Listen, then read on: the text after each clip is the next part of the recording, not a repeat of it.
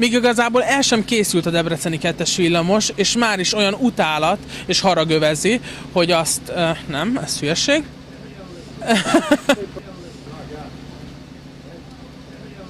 Épp ezzel volt?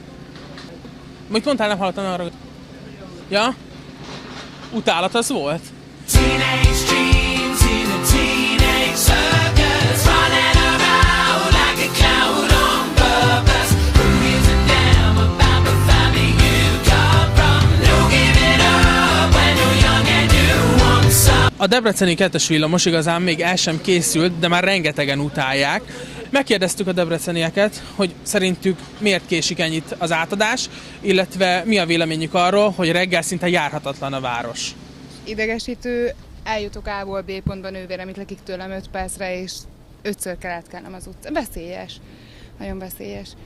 Az utóbbi 6-8 hónapban rendben van, tehát csinálgatják, viszont ami előtte volt, az én azt hiszem több mint 2 év, az valami katasztrofális dolog, úgyhogy ilyennek nem lett volna szabad megtörténnie.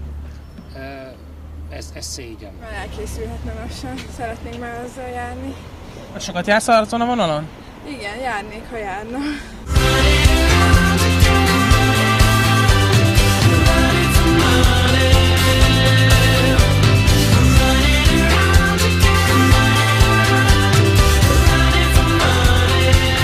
Mennyit változtat a reggeli rutinodon az, hogy most fel van túrva a város? Hát annyi, hogy legfeljebb körbe kell mennem egy kicsit, de nem megterhelő. Suliba menet, mindenbe, egyszerűen mindenbe akadályoz. Nem tudok mit csinálni, hőbörgök, és ez van, túl kicsi vagyok én ahhoz, hogy bármit is mondjak.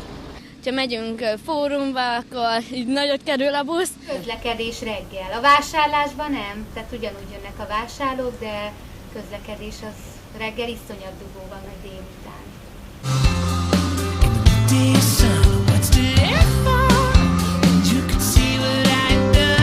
Mi változott, vagy mi miatt lett jobb a helyzet? Hát fogalmam nincs. Mondanak sok mindent, ugye a lakosság beszéli a dolgokat. Mit mondott a lakosság? Hát például, hogy jön a választás, és ez alkalomból addigra meg akarják csinálni. Mit gondolsz, ki a felelős ezért? Hát nem akarok újjal mutogatni. De nyugodtan. Polgármester? Így van, ő. Senki más. Szerintem őt nem nagyon vagy ő nem nagyon zavartatja magát. Üzenél valamit a polgármester úrnak? Nem. Miért nem? Nem, mert nem. Nem. Jó napot kívánok, uram, zavarhatnánk egy percre? Nem jó. Mit szólnál azt, ha megtudnád, hogy én vagyok érte a felelős, és ezt a videót azért kell csinálnom, hogy így állhassanak rajtam bosszút az emberek. Hát nyilván nem vernélek meg, de azért nem lennék veled ilyen kedves. A 2-es villamos, ez nekem nem sok mindent mond még. Talán olyan, mint a 4-es metrósra nem fog megépülni.